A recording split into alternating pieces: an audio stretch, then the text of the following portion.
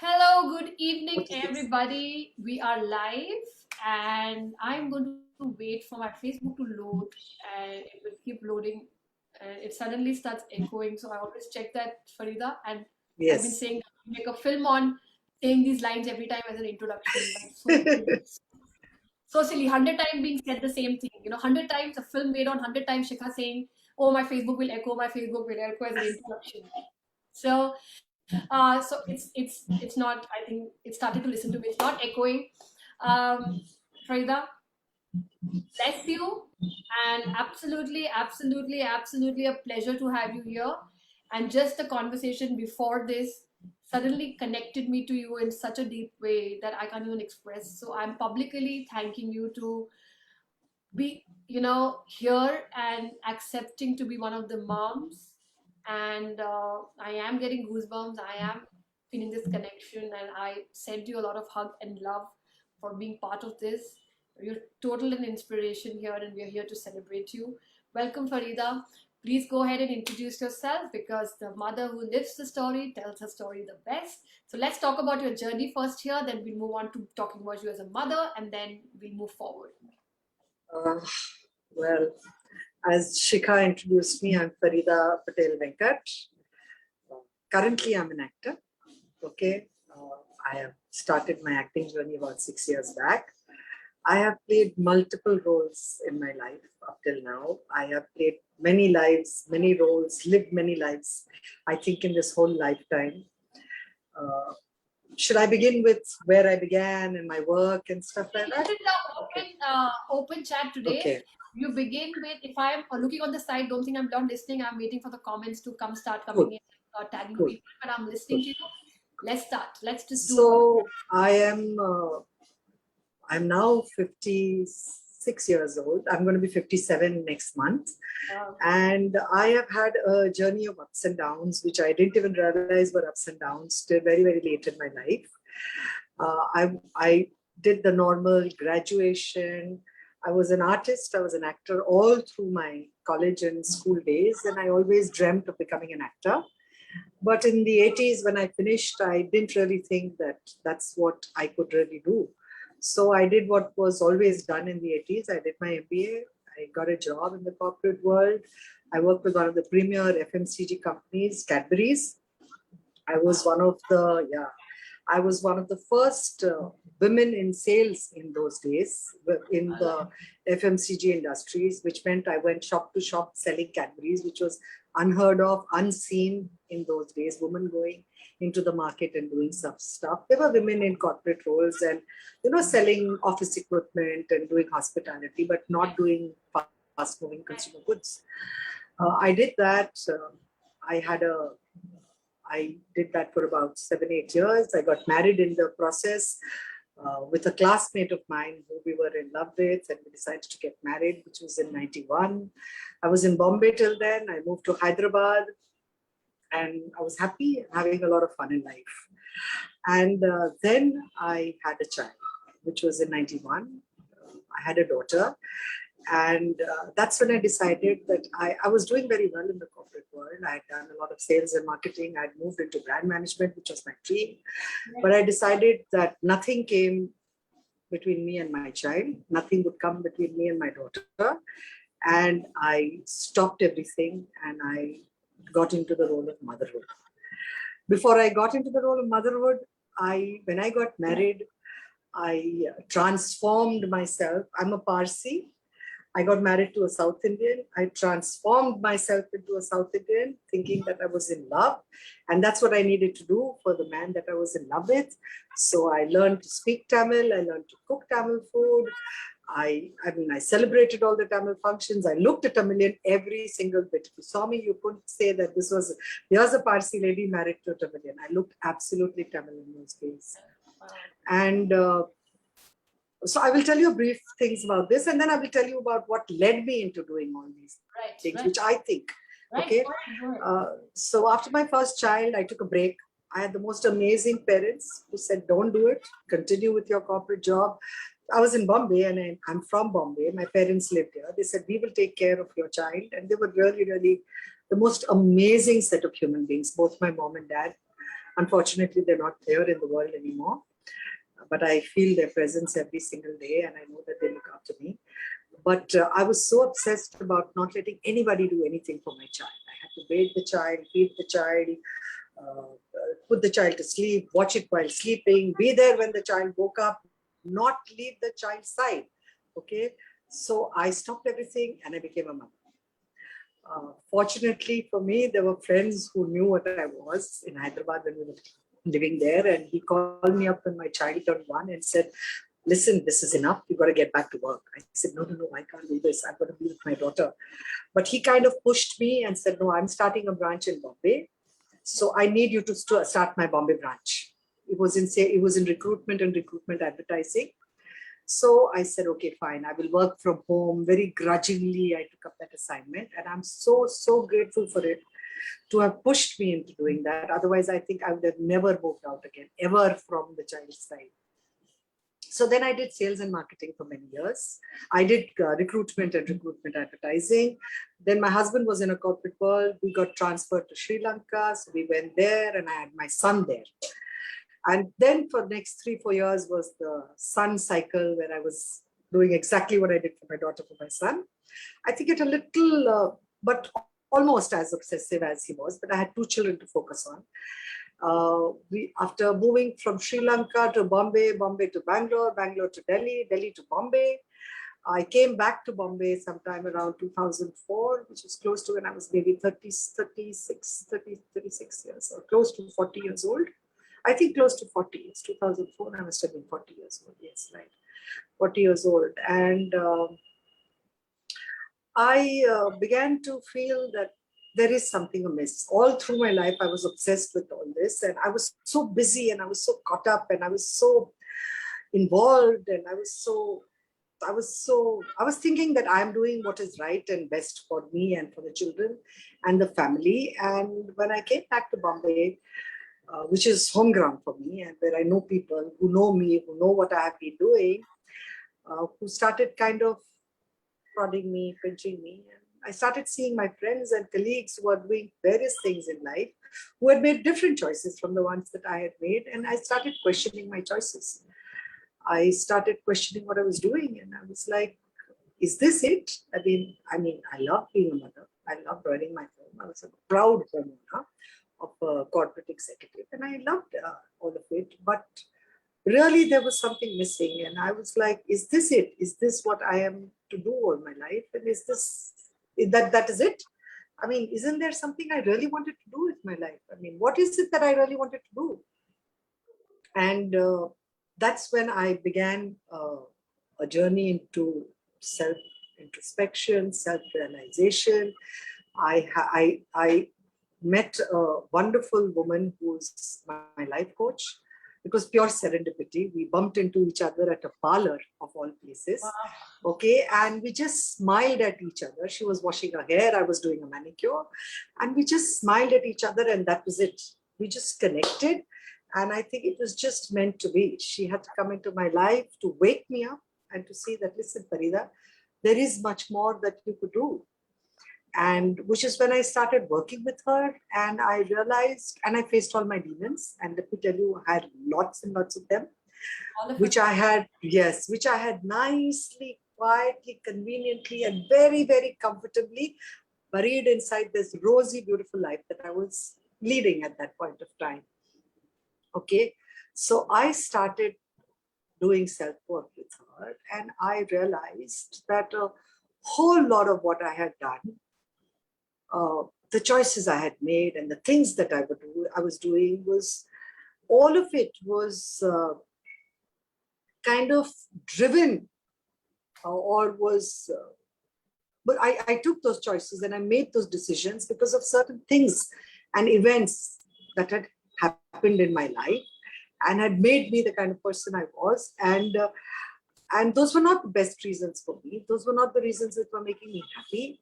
I was thinking and hoping that the things that I was doing was making me happy, but really it wasn't doing it.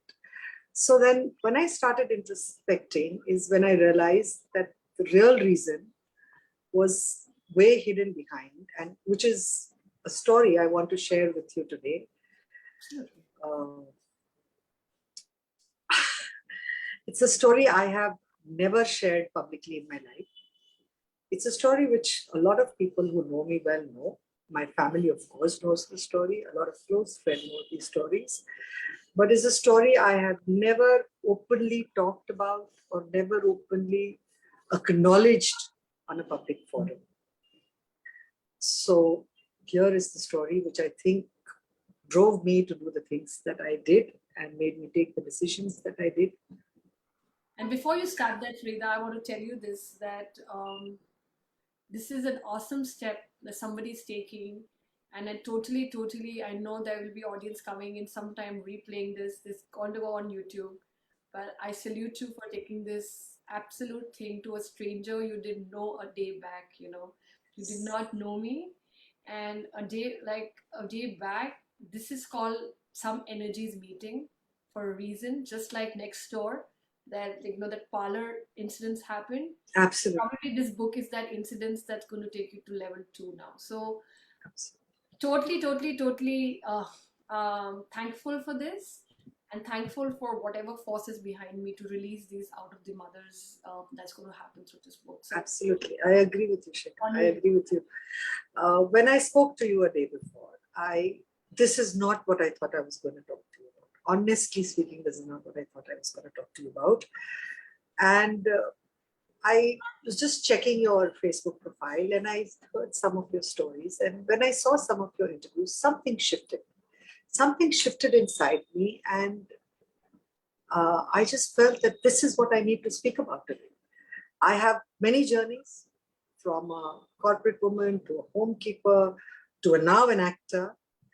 I will talk about that journey eventually and what I'm doing. But I thought the most important journey and the most important story I need to share with you is this story, which really made me what I am, makes people perceive what I am, which may or may not be what I really am, because I'm not sure people perceive me the way I am. Okay.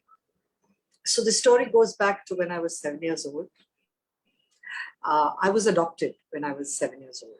Okay. Now, a lot of family and friends, as I said, know it, but nobody in public have ever spoken about this in public.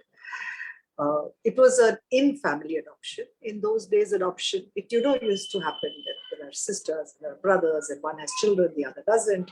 So you decide, okay, you keep one of my children. So there were two sisters. My biological mother had 5 kids, and my mother, who's my adopted parent, which I call my mother. Just give me a second, I'll just put my phone on. 1 minute. So that this doesn't keep us.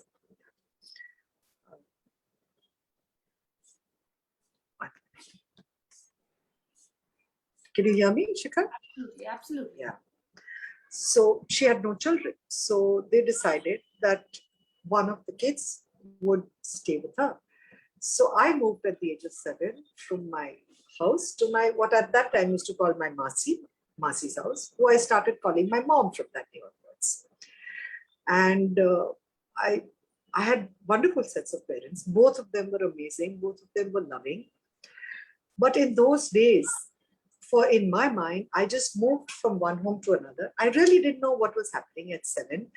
And I think there is so much of stuff that I have suppressed or pressed inside my head that even today, if you ask me, my life's journey from 0 to 7, I don't know my life's journey from 0 to 7. I cannot remember my life's journey from 0 to 7. The only thing I remember is the last day when I moved from one home to another. And I moved from here. I asked my mother, what do I call you tomorrow? She said, call me Masi. I said, what do I call her tomorrow? She said, call her mom. I said, okay. And I moved. I called her Masi. I called her mom, and I lived. And I do think that this particular movement did impact me extremely intensively. And I wouldn't say that my parents were at fault, because I think both the sets of parents did the best that I can. I came into a house which was full of love, full of abundance, and they were the most amazing and caring parents any child and caring grandparents any grandchild can have. In those days, as you're aware, there was no therapy, there was no counseling, there was no life coaching. There was no, all these group sessions, group therapy, and support groups. So I think nobody really knew how to handle this. So I grew up always feeling a sense of abandonment. I could never in my head understand why I was moved. Love being one thing and having everything being one thing, I don't think I ever understood what happened. And I never ever was open to accepting and receiving all the love that I was given in this household. Okay. I think I received more love than most kids would receive in their life. But unfortunately, I never ever received it because I never took it in. Never Because belong. I never thought I belonged. I never thought I belonged. So I never accepted it. I never knew what they were doing. I never, ever let myself receive that love that was coming to me, which is such a huge loss, I think, for me, my life, because I really wish things would have been different, but they weren't. And I think that this abandonment, which I had deep-seated inside me, and the need to belong so desperately, in my space, my home, my people, my husband, my children, drove me to make all the decisions that I did. This very act or this very thought that went in my head is what made me give up an extremely flourishing career to sit at home and give to my children everything. Give to my husband, give to my home, give to my children, every single thing that I thought I could and I thought I was capable of giving. Every ounce of me went into giving. Okay, I never learned receiving then, and I am still struggling with receiving today. I'm still working on receiving today, though I'm way better at it than I was then, but I'm still working and struggling with it. So when I turned 40 and when I started getting into coaching and counseling is when I realized that this is what has been happening to me, and this is what is driven all my decisions. This is what has made me the extremely overbearing, I wouldn't say controlling, I wouldn't say possessive, but a very, I thought I was a hands-on mother, but a mother who was there all the time for her children. And I don't think that's really the most healthy thing to do. You're talking to Because I a think mother who's like that. You're talking to a you, mother who's like that, who's probably solving it by making this project come alive. So I totally understand yeah, what you say of not belonging, then wanting to be like, even if I want to receive my own self-love and self-time. My child, like right now also, when I just told you that I'm going and dropping him with my nanny at the thing, and my other child who's just gone for the first day of tennis, I'm still thinking, really, all this is really important, that you're going to miss that tennis thing and you're going to miss this child playing in the park. And I'm like, yes, it is. Just move forward. Nothing will happen in 45 minutes and come back, and listen I'm to. so proud of you for that, Shikha. I'm so proud I of know, but it was coming into my head what you're saying, and I totally can relate to it. And I think there are many mothers who can, because I always say that something else is, it's not simply just calling them obsessive mothers, simply, looking at them, my God, she's helicoptering them.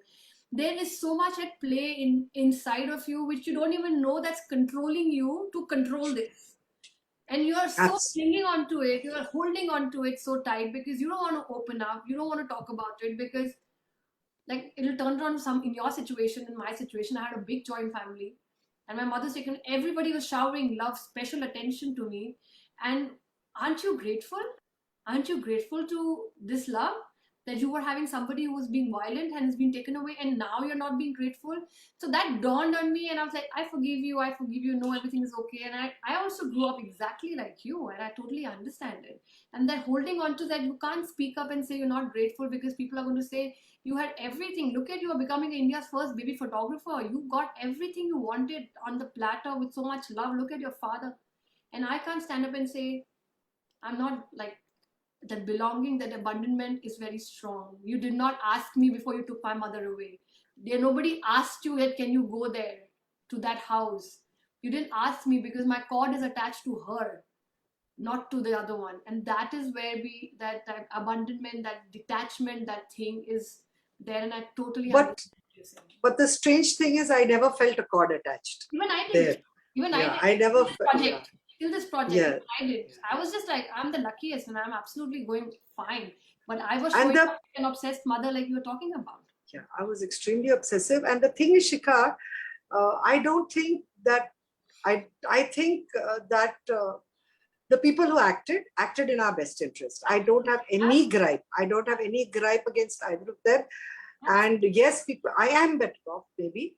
I am maybe better off today because of that, those things that happened to me. I am stronger, I'm bolder, I take more chances because of that. I don't know. But the point is that half the time you don't even know what is it that is actually the root cause. You don't even know what is it that is actually bothering you. You don't even know that you're behaving in a certain way because of a certain reason. You just think this is the way to be. Yeah. You just believe that this is the way to be, and you believe this is the right way to do it. And the outside, you are constantly judged by looking at she's in control of something, but she's really lost it in life. Like you have this looks like she's So really lost it. the thing is that ever since I was a child, I was a very rebellious kid. Okay, very rebellious. Knew what I wanted, got what I wanted. Didn't want anybody to interfere. Told people to mind their own business. This is what I want to do, and this is what I'm going to do. Okay, but at the core of it, if I really close my eyes and shut down and sit silently, I'm an extremely, extremely vulnerable person. So it takes very little to hurt me. I get touched really fast, but because of the way I had to grow up, because of the way I had to maybe as a child defend my internal emotions, I think being strong and being this really bold person was my defense mechanism. Right. Okay, that's the way I learned to cope with the way I was looking at the world or the way the world was looking at me. Right. Okay, and if I and I always, and as you grow with that behavior, and as people see you, you feel that showing vulnerability, you're not allowed to be vulnerable. You know, you are this strong person, and the weight of that strength really beats you down.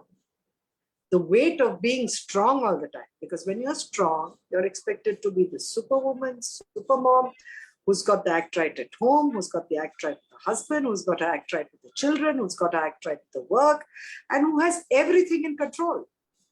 But you don't, and you don't want to have everything in control. You want to just sometimes lose it.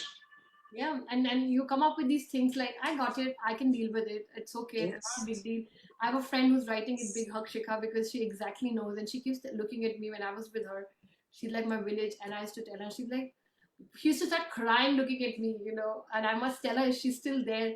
I would come and I would be dealing with the most hardest of emotion, and again the receiving part was not very strong for me. And she would look at me and she would just start crying in anger. She's like, why can't you just ask for help? Why do you have to be this person who cannot let go, and you keep thinking you can take it, but why do you have to just keep and I always said, I've taken bigger things. I can deal with it, and I totally relate to you. I mean, it's unbelievable, I've not spoken to you about these things, but I was a total rebel. So maybe this is the shade of mother which will relate to this shade of mother in the book for sure. Because Yes. I have been a rebel. I've been called a rebel in a joint family, in spite of being the most loved one. I'm the one. I am also the most loved one in my family. And my cousins, everybody. I have the best of relationships. But I am very rebellious for sure, and I've been called very sensitive. I've been called, why do you have so much energy into, putting in so much energy? You have too much energy, too much sensitivity, too much sympathetic, too much compassion. And I'm like, fine, and all that coming from that one thing which you've never tapped, which you don't know, which you don't know about. You don't know. Yeah. And asking for help is a big thing. Asking for help. I struggle with asking for help. Me too. It takes a lot. I have to be, I mean, I don't know. It drains me. Yes. For any kind of help. Because it's better off let me do it rather than ask for help. Let me do it and rather than ask for help. Because there is a fear of rejection. Yeah, maybe. Because there's a fear of rejection. Because when you ask for help, you're making yourself vulnerable. Absolutely. You're opening yourself up to somebody else, and that somebody else then has the power to say no. Yes. And if they say no, it triggers the same rejection issues that you've been dealing with all your life. Yes, yes.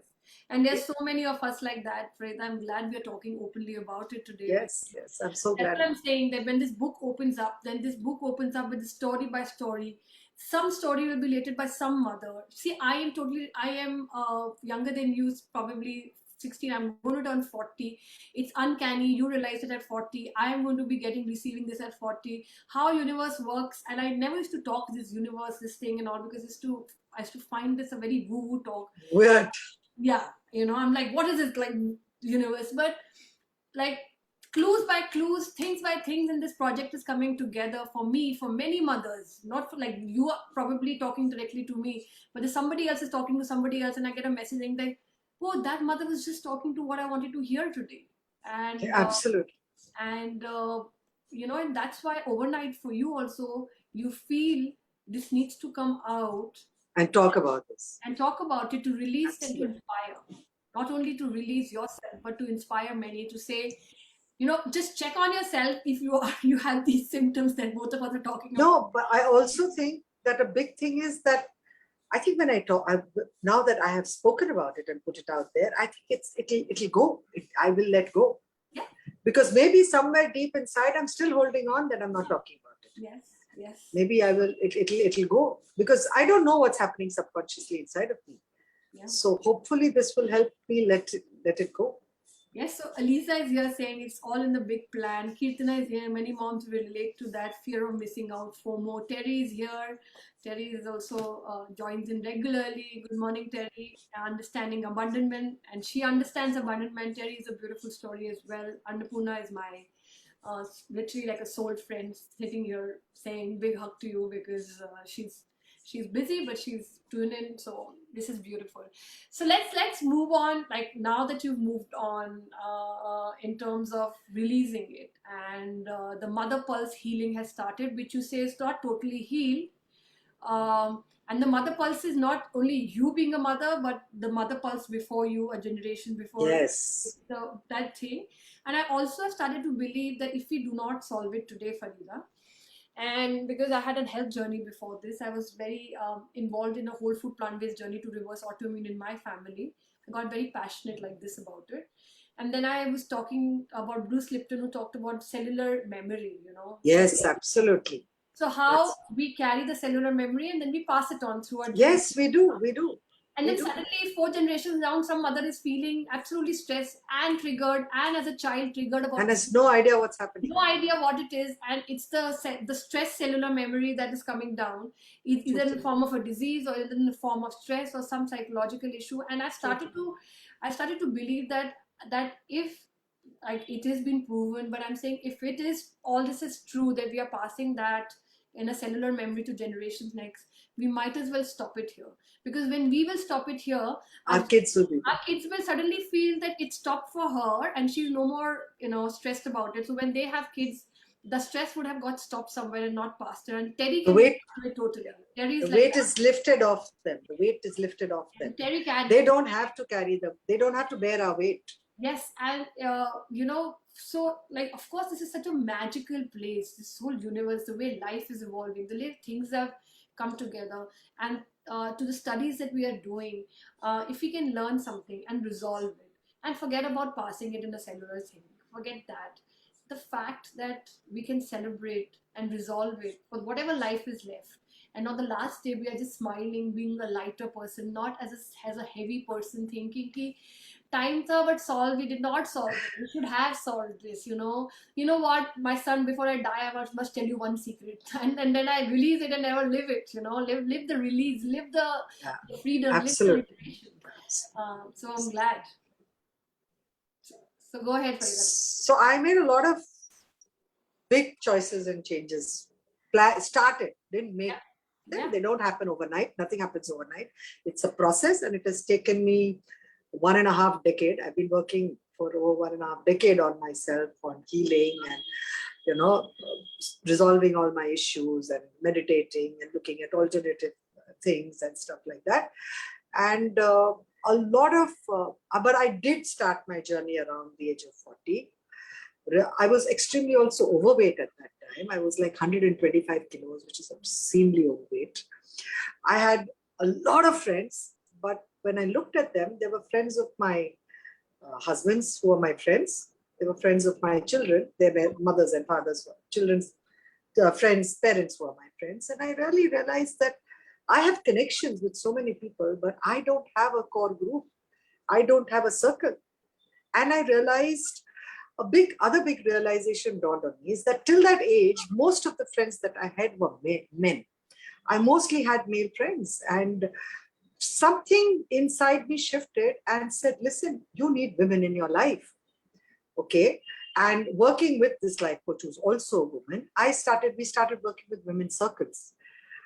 We have this lovely meditation group called Wild and Wise Women. Oh. And we sit and we do meditations together and sharing together. And I consciously at the age around 40 to 45 started making friends. I started seeking out people who I thought I would vibe with and seeking out women. And today at the age of 56, I'm extremely proud to say that I have a whole lot of women friends. I mean, I have friends, mostly my friends are now women, and I think they're extremely dependable. You can relate with them, you can heal with them. I call it the sisterhood circle, and I have an amazing sisterhood circle. And I'm so glad that I have it. And I think that every woman, as she grows, needs a sisterhood circle. It is so important to have a sisterhood circle because every woman's story is kind of similar. People have similar stories. People have same problems. People have same issues. And once you start sharing them, once you start talking about them, is that the woman realizes that, listen, holy shit, I'm not alone in this. I'm not the one that's been singled out for this horrible experience. Right. You know, there are so many more, and there are so many more, and this is how she dealt with it, and this is how she dealt with it. And if she could do it, I can do it. And if I can't, I just need to reach out and say, here, listen, I'm struggling with this. That's the book. That's the book we're trying to get here, Farida. That's exactly. And you will think that Shikha totally lost it. Whoever's watching is Shikha totally lost it, because I'm about to tell you something that this is where the moment has come, that one shade meets the similar shade on the other side of this book. Because what you're saying about relating to, because I was raised by a father, and I was in a gang of 16 in my college. 14 were boys and there were only 2 girls. I always made statements like, I only get along with men. So did I. I trust them more. I have more men friends, and they're easier to deal with. Yeah, they're easier to deal with. And joint family, in system, I was the only girl who had a lot of boys as friends, and people who are listening from another country. It was like not something that a joint family girl in India had, and they would just come drop me. I would be partying with them. I did all that. Always I'm saying that men is like men. I relate to men, and what's shifted for me in the last 4 years is exactly what you said. The feminine energy has come in, and the feminine energy is taken over, and I'm just surrounded by women after women and meeting one after the other. To the extent, can you imagine? Till my first child, what am I forgetting? What is it said? It's coming into my tongue, it's not coming out. When you have a baby shower, and the first one, I never had a baby shower, in spite of being very close to my own family. But the second time around, when I'm talking about this, I had 3 surprise baby showers from 3 separate groups of women. Oh, lovely. And one of them even calling me for something else, and then suddenly, of course, I turn up in my t-shirt, and then they dress me up in a sari. They put sweet. They bless me like the mothers do, and it was, I can never forget that moment, because I was like, where have these women come from? And I was in a state of, and one of the friend, like, these are all I've met in the network, and one of them is standing and she's saying the driver is waiting, and I am going, easily for half an hour, 40 minutes, and get down with this full belly, and I'm just walking, and I see her standing in a sari saluting me that I'm your driver today to take you to this. Wow. And then I'm like, why didn't you tell me there's a drive? I would have come down earlier. And then I go there, and then there's a baby shower. Kirtana was part of, like, Kirtana was meant to be there, but she couldn't be. But yes, she knows what I'm talking about. And then I sat there, and they made me wear a sari. And I'm like, what happened? And after that, now I'm heading a movement with mothers and this pulse, and I'm finding mothers across the world embracing me, calling me up. Somebody called me in the morning. It was late night for her, and she said, "Take care of yourself. You're not okay." And then I get a message somewhere else from Australia saying, "Your energy today didn't look okay. Your eyes were swollen." Melanie keeps saying, "Fix your cold." So what you're talking about, the male thing, it got turned for me, and then that's what I'm saying. This is a shade that relates to another shade to a little ahead of me, and for me as well, life is suddenly turning, and it's very strong feminine energy. My coaches have been very feminine. They have taken me to the feminine side, saying, "Drop your masculinity, drop your wanting to control everything and go for it, that hunter mode." And nobody can look at me and find I'm hunter mode, by the way. Like, I look like a very gentle, this nice girl to everybody because my relationship building is very strong. But I was in hunter mode of this masculine thing and rejecting the feminine because of that abandonment and that. And now that you're saying it, you're making it even more clear for me, literally like a therapist in a public live, Farida. And that's what I want this book to do. To the shades meet other shades and say, "No, you're not alone. We went through this as well. That you're not alone. We went through this as well." And then this pulse should start healing a little with a little effort that we're trying to put here together. So, Yes, that's wonderful.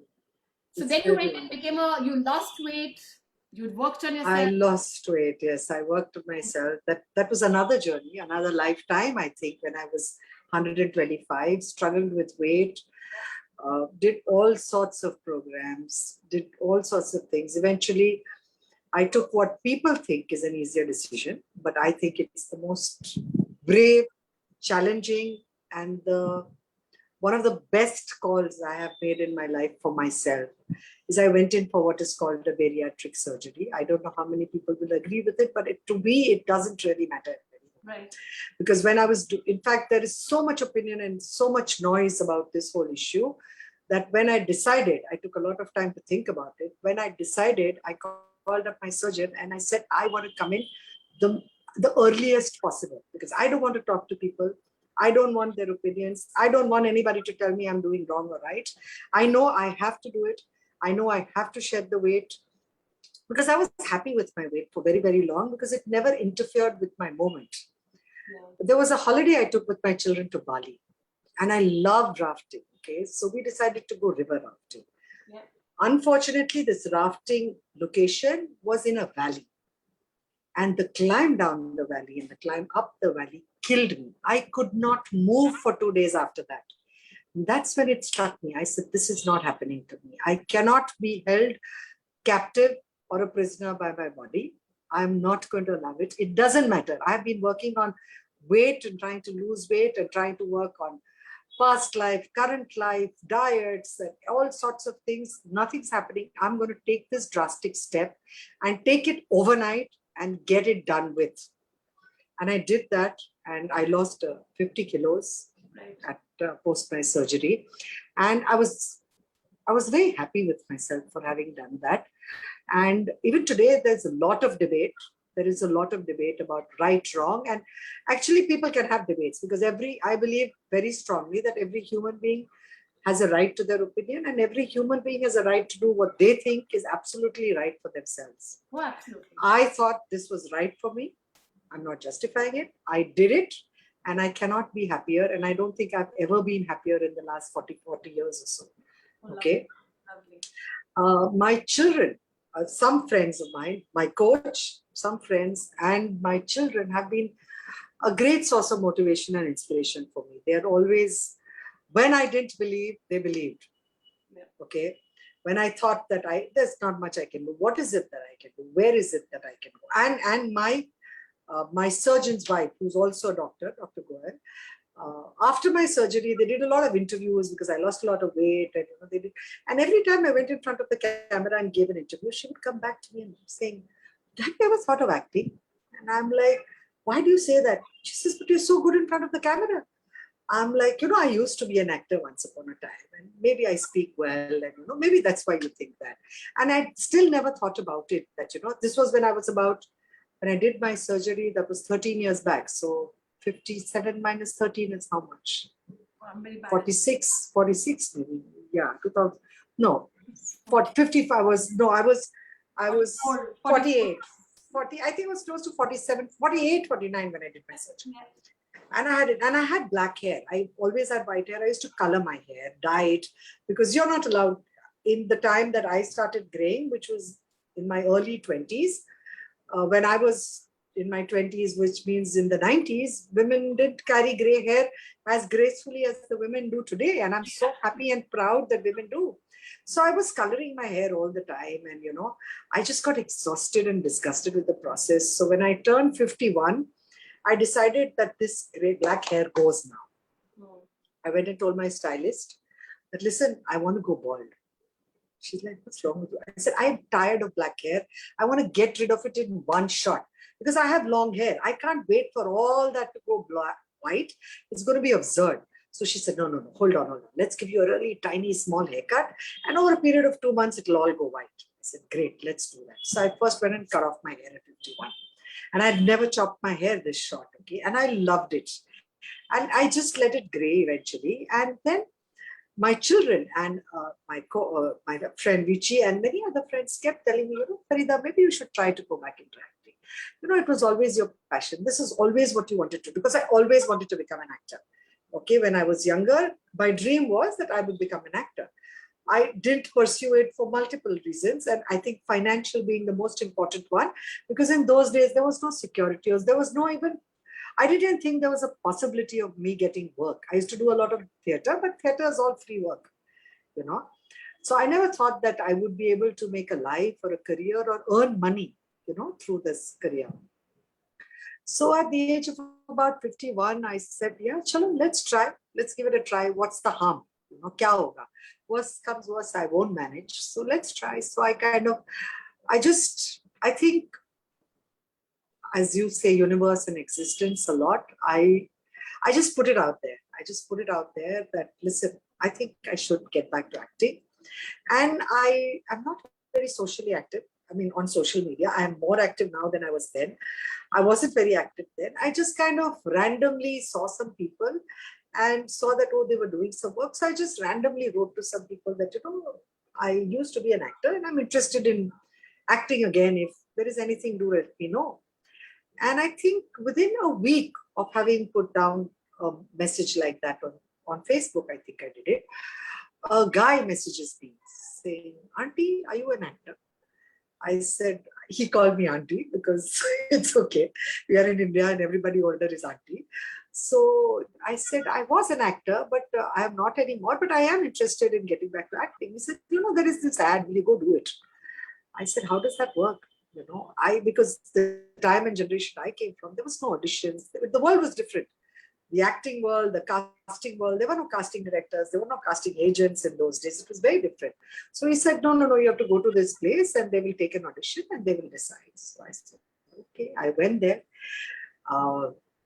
Very tentative because I was coming from a corporate background. My husband's a corporate senior manager. So I have all the luxuries. I take a car, I drive down to this place and I see 100 people of all shapes, sizes and colors standing outside there. And I am looking around saying, what am I doing here? Okay, is this what I want to do? But I said, no, let me try this out because I have to. This is what I want to do. So I can't have inhibitions. I can't have all these blocks and controls. I've got to drop all that. And I've got to go and see what is it that happens and how does this whole process work. So I enter the room and somebody tells me, Udhar jao, naam likho. I'm like, naam likho? Kya likhna hai? I've never seen a casting sheet. So I write down my name. He said, telephone number, age or naam. I said, I write down my name, age and telephone number. And then I say, now what? He says, sit. I said, then? They said, we will call you. I said, okay. I go and sit in this room full of people. Of course, I know nobody. And I'm searching for faces. I'm like searching for a face to go talk to because I want to speak to somebody. I want to relate with somebody there because I'm a talker, as you can see. And I am a people person. I want to talk to people. I want to. So I find this young man who smiles. So I smile back at him and I promptly migrate towards him. And I say, you know what, I'm doing this for the first time. I've never done this before. How does this whole process work? So he was really, really sweet. His name was Rocky. He was a very sweet guy. He helped me and he said, you know what, just sit. They will call you. They will give you a plate. You have to write your details. You have to stand in front of the camera and show your face at different angles. And they will take your pictures and they'll give you a script and they'll tell you to act it out and see if you can do it. I said, okay. I went, did you feel like you're in a prison because you write a slate with your name and number and you turn around and give them your mug shots? And then they gave me a script and I did it. And as fate would have it, I got the job. Okay, I got the job and it was a very, very small digital ad. It never got released, but I made a lot of amazing connections over there. Okay, I met another guy called Ankush who was really, really helpful. And he said, you know what, you look like you should be doing this more, because at that time I had really short hair and I stood out. You know, I looked very different from the way people looked. So he said, you have this very distinct look. You must try to do this, put in an effort and get. So I said, how do I go about it? He said, I'm going to put you on a group. It's a casting group. And you see, whatever message suits you, you go. Now, I've lived in town all my life, lived in Bandra mostly after marriage, never went beyond, never went to these places where casting was happening. And it was very, very confusing. And it was very, I think the big lesson I learned over there is what I needed to do is I learned humility. And I learned that I had to drop any sort of pretense I had, and I had to start from ground zero. Because if I am starting something new, I cannot expect to have the privileges that I have in another life or in another area to follow me in this area, because nobody here knows me. So then I started this whole 3-month journey. I said, let me get back into my sales and marketing role. So I took up a list of all the casting places where auditions were happening. And I would leave my home with my breakfast, lunch, and evening snack with my driver. Fortunately, I had a driver and car. So that was a blessing. And I would go from studio to studio. Somewhere where there were auditions, I would go give auditions. Somewhere where there weren't, I would just peep in and give them a big smile and say, listen, I want to start this and can you help me? And I must say, most people were extremely helpful. They would take my number and say, okay, send your pictures and send your, details. I had no pictures. So whatever pictures I had, I never took a portfolio, which is done by this. In fact, I've been in the industry 6 years. I still don't have a portfolio. Okay. You did this at the age of 51? I started this journey at the age of 51. Yes. And yes, at the age of 51. And October 2015 is when I got a first Airtel ad, which went on air, which was a television ad. And that was my first proper ad I did. And after that, I met the most supportive and beautiful and helpful people in the industry. And in the now I'm going to turn 57 this October. And in the last 6 years, all that I've been doing is I have been acting. And I think this is what I was meant to do. But I think there is more that I'm meant to do, which I'm going to talk to you later about. But I feel most at home. I feel extremely joyous. It's like a camera for you. Okay. And I feel most present. There is not a single activity I have done in my life where I am total and present as I am when I am on set, when I'm doing my work. Absolutely. In all my life, I have never been able to forget that I have children at home, forget that I have to remind a child, forget or not have that at top of, not forget, but not that be my primary goal when I'm going somewhere. I have to call this one up. I have to make sure maid is cooked. I have to make sure food is at home. But when I am on set, it's literally that the whole world just fades away. It just ceases to exist. It just fades away. It's just me and my work. And I am so happy when I'm doing that. I'm so thrilled. And Elizabeth is here and Keetana is writing. And 1 second, my dear child. Oh, sorry. Okay, but can I talk to you after 5 minutes? I'll talk to you. He's just telling me that he hit the tennis ball for the first time across the net. And wow. Tell him congratulations. Congratulations, Charlie. So we cannot wait. Yeah, Elizabeth saying, what a wonderful story, a true success story. I'm so glad you followed your dream. Elizabeth herself is an inspiration. an author who's celebrated with bestsellers, and she's one of our editors. Kirtana is one of our pillars. Hi Shaurya, Anu auntie saying hi Shaurya to you. Kirtana, I always I want to learn. Yeah, so when you are set, you are actually in another world. And uh, Farida, if you want to throw something at me when I say it again to you, please throw it, because Shikha has totally lost it by saying it. I say the same thing about me holding the camera. can I imagine. say I say it so much. I will share my work. I have not had an opportunity to a lot of people who've come into this orbit in the last month and a half, in this space, in this movement, who don't know my work. But when I hold the camera, You're and transformed. started in baby and child photography in this country, my everything dissolves around me. Dissolves. I can just see only blur around me, I and get I it. see my people across, and I'm not even seeing what their chatter is, what they want. I don't know. I'm only in the creation mode, and that's why I always got, I was blessed that people always came back and hugged me and said, "You show us what we don't even know we have." I don't know how you show us the way we are. How are we so cheerful? How are we so shining? And I always thought, I don't know why I see that. And this is what's happening in this book again. But the world dissolves. And at this point, when I was talking, no matter how obsessed I am what my child is doing, it actually dissolves when I'm talking and I'm doing it. So I totally relate to that.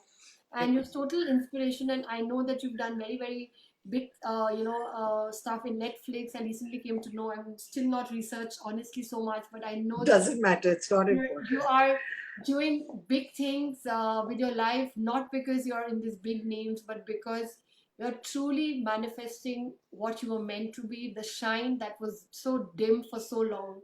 You cross these lifetimes. You keep saying that everything looks like a lifetime to me. Your journey to your weight, your journey of letting go of your childhood, your journey of embracing a coach, your journey of moving, your journey of becoming a South Indian, your journey is like, there's so many journeys, and then becoming Right. right, and so much more is coming your way for sure, Sure. because people who embrace life like this, it just doesn't stop till their dying day.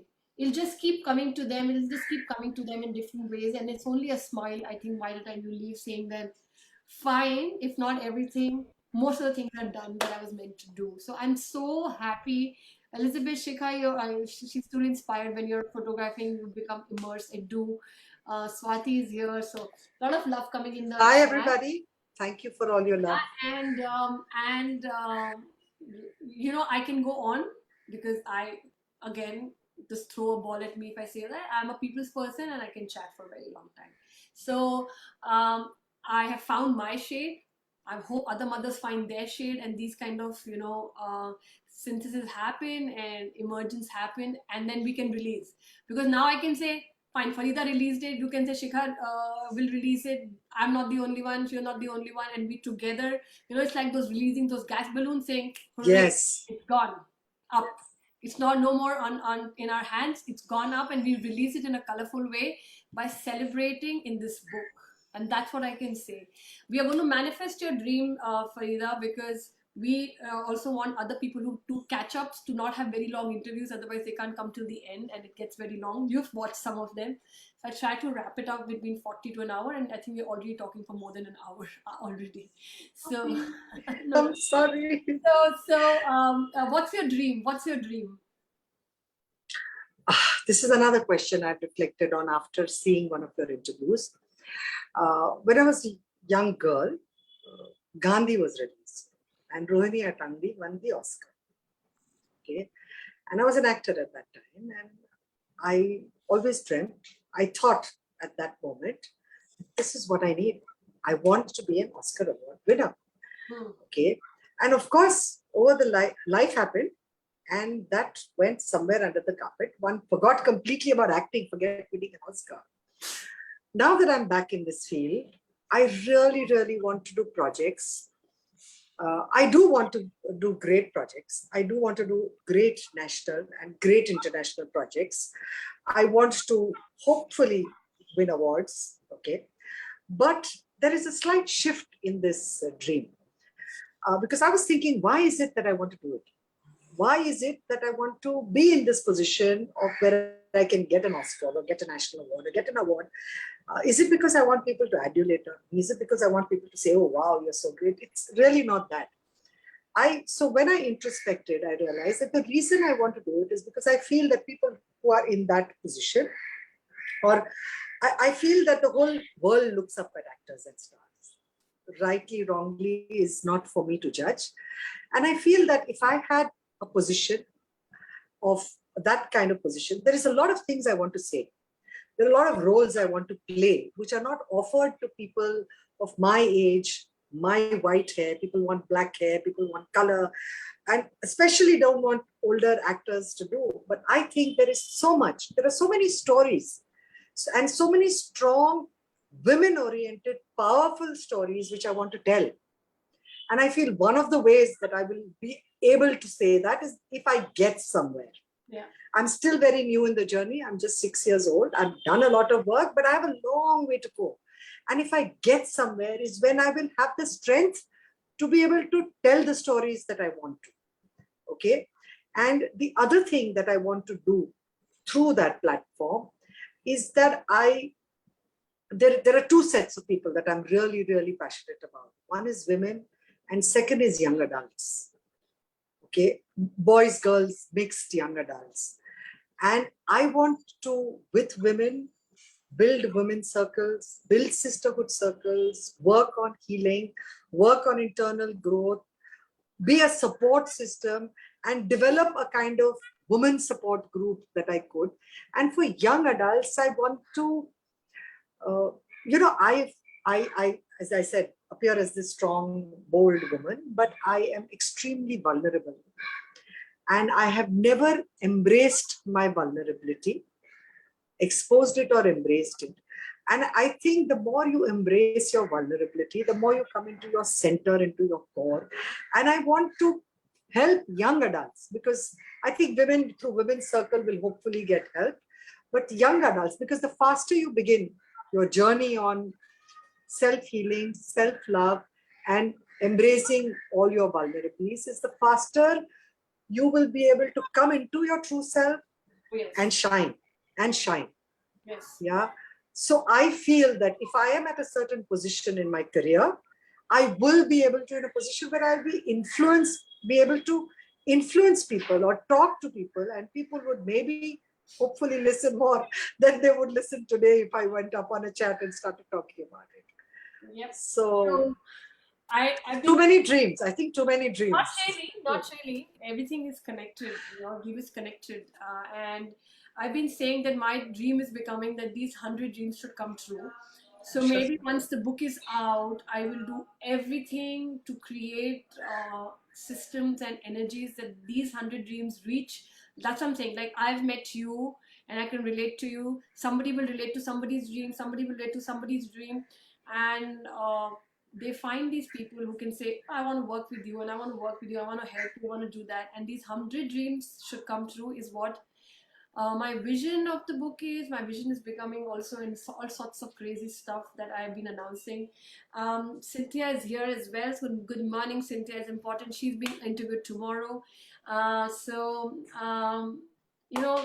Farida, I must say that you're a total inspiration, and inspiration in the sense that life is buzzing within you, through you.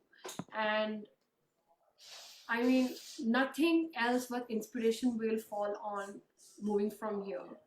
And I'm very, very blessed that you're part of this because this is also going to become a nurturing thing. And, your nurturing spirit is going to come in with many, many mothers trying to bring this together. Your dream is already coming true, by the way, by being in this book because there are 100 mothers across the world coming together.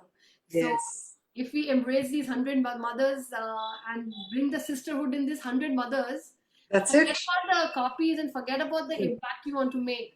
100 mothers across the world together being a sisterhood for each other in different countries. Can you imagine? In itself, Amazing. big statement. So Amazing. one of your dream will come true through me for sure, right? One of these groups and this book will be out. The sisterhood will be made. We will make a community that these 100 women should be supporting each other. And I know that when these 100 moms come together on Facebook on the final day, we are going to take a pledge for mothers that if a mother, reaches out to us with her vulnerability, we will help, right? We might not be able to solve, we might not be able to create solutions for them, we might not be able to put them at the right thing, but we will try to help. And we will try to just say that, hello, there are 100 shades here, just try to relate to somebody. Doesn't matter Shikha's coming from volumes, there are lakhs of shades coming up in the future. So let's do that, so that dream is coming true for you very soon, through this book, and you're part of it. Imagine, so your hug, I'm very happy. hand holding is there, and I really wish you a lot of luck. And I'm waiting to, honestly, now knowing you even more, not because I've heard you're an actor and you're part of, these big names. Today I want to see what is this like that. For me, that woman who went from corner to corner has now created this. I'm very inquisitive about what your work is and how you've created that, and I will look into it and get back to you on that for sure, from my side. And I will urge everybody else to see what Farida is doing, because we know how the journey has been. She has, lived and then shed, and then live and then shed, and then live and then shed in many ways, to finally come out to shine. And I totally, totally wish you all the luck, Farida. Thank you for being here, for this journey. And would you like to tell something to the audience before we leave? Audience, I cannot read anything, so I don't know. But thank you so much for being here and supporting us and listening to me talk for so long. Sorry for taking so much of your time, but I'm really, really grateful that all of you came. And Shikha, I'm really, really thankful and grateful to you for making me part of this project. I am so happy to be part of this project, and I really wish you all the luck. And I wish all your dreams and everybody's dreams come true. And I wish all of us can support each other in making those dreams. All the sisters are only 19. Absolutely, absolutely. You will see the comments, and these are all, some of them are moms, some of them are friends, some of them are pillars for this movement, and nothing else can be asked. So we shall go. I think it's a brilliant concept and a brilliant book, and I'm really looking forward to it. I'm really looking forward to it. Just to hold it in my hand, it's going to be surreal. For me, it's going to be surreal. It's going to be, and you're from the film industry, and you can chat. Like, I want to make a film around it, and I've told all moms that the day this, because every mom will get one book as a gift from my side, and when these 100 moms open their books with their family opening them and saying, wow, you're one of the mothers in this book, I want that to be filmed. The reactions, the touch of the book, everything, I want that to be filmed and create into one beautiful film. Wow. The world, people opening this book. And this is our effort of 100 days, 100 interviews, 100 stories who've been lived. It's not that they've been just there, they've been lived, and they're going to take the courage to express it through visual world and storytelling together. So it's going to be a unique thing. Let's see. Amazing, Shikha. Good luck and all the best. Thank you so much. Thank you so much, Shikha. Thank you so much. I'm with you. I'm just going offline. I'm going to be with you. And Melanie, thank you she's one of our pillars as well. Melanie, Kirtana, Debbie. Thank you, Melanie. And Kavita. Thank you, Kirtana. I think I should thank Kirtana. She's the one that connected us together. So thank you so much, Kirtana. Yes. Kirtana did. And she was here through and through with an interview. So thank you. Let's go off live.